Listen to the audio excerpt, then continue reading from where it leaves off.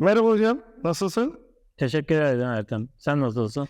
Teşekkür ederim. Bakıyorum kolunda yine babanın saati var. Bunun hikayesi olduğunu söylemiştin. Bu videoda bunu anlatacağız. Başlayalım mı, ne dersin? Hay hay. Bunu anlatacağız. Yalnız ilk önce kendi hikayemizi anlatalım.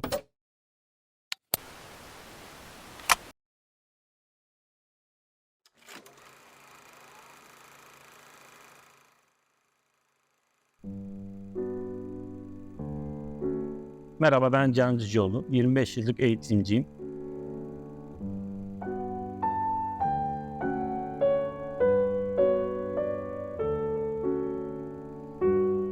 Kendimi öğrenme yolculuğunda halen böyle en alt basamaklarda olarak görüyorum.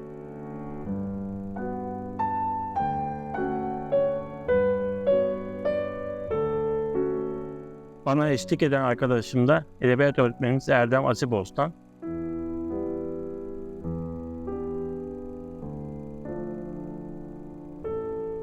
Dijital sınıftan takip edin dijital sınıfı. Beraber yaptığımız projeler var. Biz kendimize küçük, ufacık arıza diyoruz.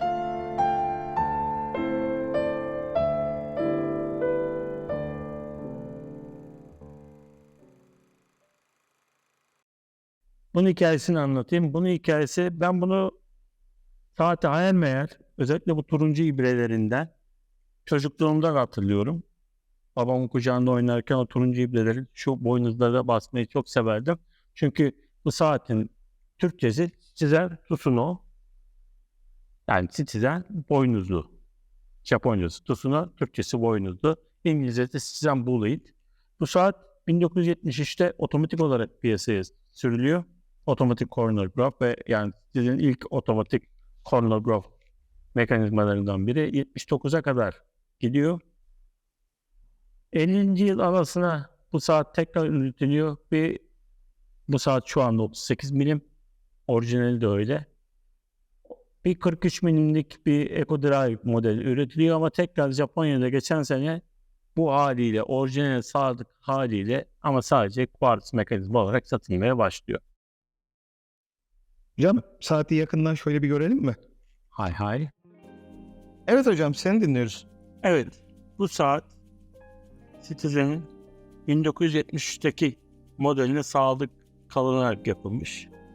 Tabii çok büyük bir fark var. O zamanki model otomatik chronograph. Bu kuartz olmasının diğer forumlarda da çok tartışmışlar. Nedeni büyük olasılıkla kuartz saat daha ekonomik. Özellikle otomatik kronometreli saatler daha pahalı. Yine bir farkı videomuzda yayınlarız aslında. Ortasında da tarih göstergesi, altısında 6 göstergesini, burada 4'ün oraya yapmışlar. Panda gösterge diyor geçiyor. 38 milim fırçalanmış bir çelik kasaya sahip. Bombeli cam yine buradan görülüyor sanırım. Aynı. Retro havası tabii moda, 70'li yıllara dönüş moda, 70'li yılların bir havası katılmış ki ayarlanabilir ince bilezik, tam bir 70'lilerin havası ve klasik bir Citizen şeyi. Ben burada bir Citizen tarihçesini de anlatayım. Citizen firması hakkında 1918'de kurulan bir firma. Zaten Türkçesi vatandaş demek. Yani herkesin takabileceği, herkesin kolunda olan bir saat üretmek amacıyla giriyor. Sonra 2. Dünya Savaşı'ndan sonra gelişiyor. Kocaman bir holding oluyor.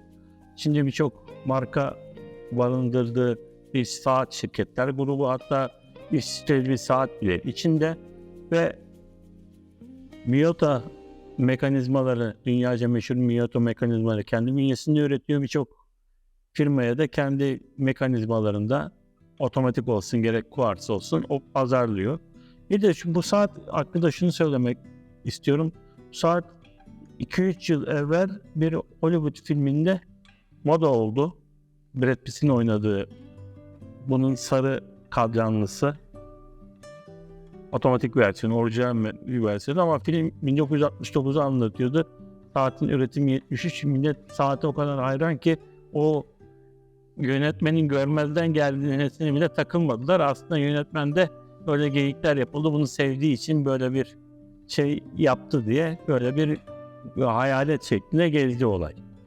Evet, gerçekten ilginç bir şey. Peki hocam, koleksiyonculuk Ya- üzerine neler söyleyebiliriz? Koleksiyonluk bir öğrenme organizasyonu olarak görüyorum ben. Çünkü koleksiyonculuğa girdiğiniz andan itibaren hem farklı insanlarla tanışabilme keyfine varıyorsunuz ve farklı mecralarda da öğrenme mevzusuna dalıyorsunuz diyeyim. Zaten bizim işimiz gücümüz öğrenme.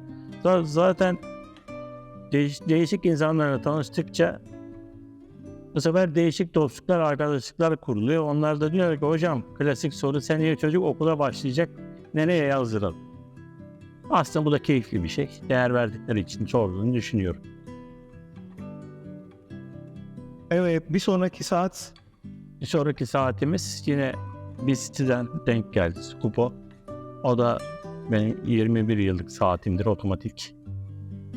Zaten otomatik kuartz ayrımını da konuşacağız bir sonraki saatimizde. Ve o da merakla bekleyeceğiniz bir video olsun. Bir sonraki videomuzda görüşmek üzere. Bizi izlemeye devam edin. Hoşça kalın.